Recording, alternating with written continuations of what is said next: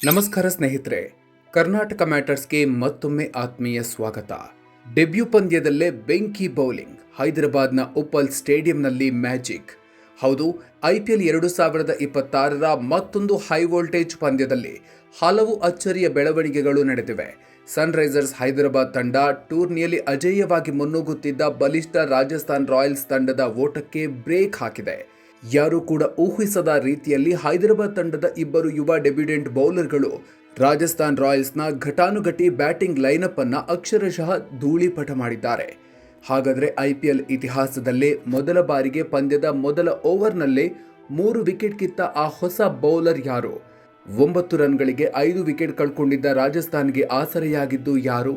Captain Ishan Kishan ಅವರ 91 ರನ್ಗಳ ಸಿಡಿಲ ಬರೆದ ಆಟ ಹೇಗಿತ್ತು? ಇವತ್ತಿನ ವಿಡಿಯೋದಲ್ಲಿ ಈ ರೋಚಕ ಮ್ಯಾಚ್ನ ಕಂಪ್ಲೀಟ್ ಹೈಲೈಟ್ಸ್ ನೋಡೋಣ. ವಿಡಿಯೋ ಶುರು ಮಾಡೋದಕ್ಕೆ ಮೊದಲು ನೀವಿನ್ನೂ ನಮ್ಮ ಚಾನಲ್ಗೆ ಸಬ್ಸ್ಕ್ರೈಬ್ ಆಗಿಲ್ಲ ಅಂದರೆ ಈಗಲೇ ಸಬ್ಸ್ಕ್ರೈಬ್ ಆಗಿ, ಹಾಗೆ ಬೆಲ್ ಐಕಾನ್ ಪ್ರೆಸ್ ಮಾಡಿ.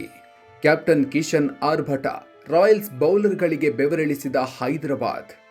ಸ್ನೇಹಿತರೆ, ಮೊದಲು ಬ್ಯಾಟಿಂಗ್ಗೆ ಇಳಿದ ಸನ್ರೈಸರ್ಸ್ ಹೈದರಾಬಾದ್ ತಂಡಕ್ಕೆ ಆರಂಭದಲ್ಲೇ ಬಿಗ್ ಶಾಕ್ ಎದುರಾಯಿತು.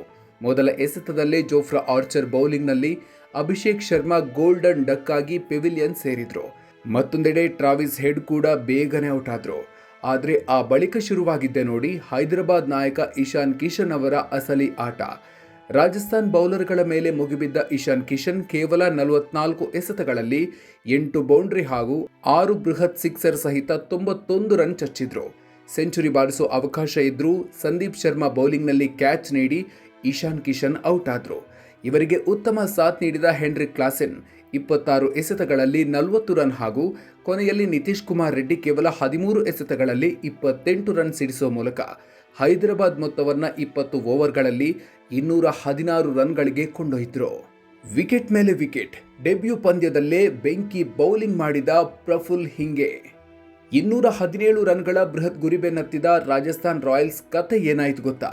IPLನಲ್ಲಿ ತಮ್ಮ ಚೊಚ್ಚಲ ಪಂದ್ಯವನ್ನಾಡ್ತಿದ್ದ ವಿದರ್ಭದ ಯುವ ಬೌಲರ್ ಪ್ರಫುಲ್ ಹಿಂಗೆ IPL ಇತಿಹಾಸದಲ್ಲೇ ಹೊಸ ದಾಖಲೆ ಬರೆದರು.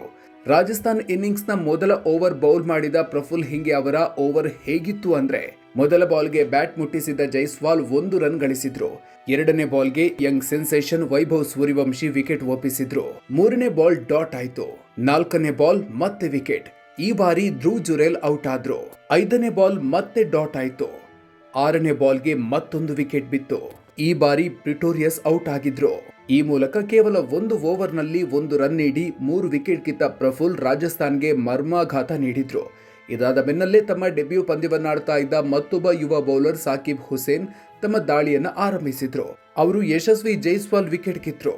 ಅಲ್ಲಿಗೆ ರಾಜಸ್ಥಾನ್ ಕೇವಲ 2 ರನ್ಗೆ 4 ವಿಕೆಟ್ ಕಳ್ಕೊಂಡು ಅಕ್ಷರಶಃ ಸಂಕಷ್ಟಕ್ಕೆ ಸಿಲುಕಿತ್ತು. 3ನೇ ಓವರ್ನಲ್ಲಿ ಮತ್ತೆ ಬಂದ ಪ್ರಫುಲ್ ಹಿಂಗೆ ಇನ್ಫಾರ್ಮ್ ಬ್ಯಾಟರ್ ರಿಯಾನ್ ಪರಾಗ್ ಅವರ ವಿಕೆಟ್ ಎಗರಿಸಿದ್ರು.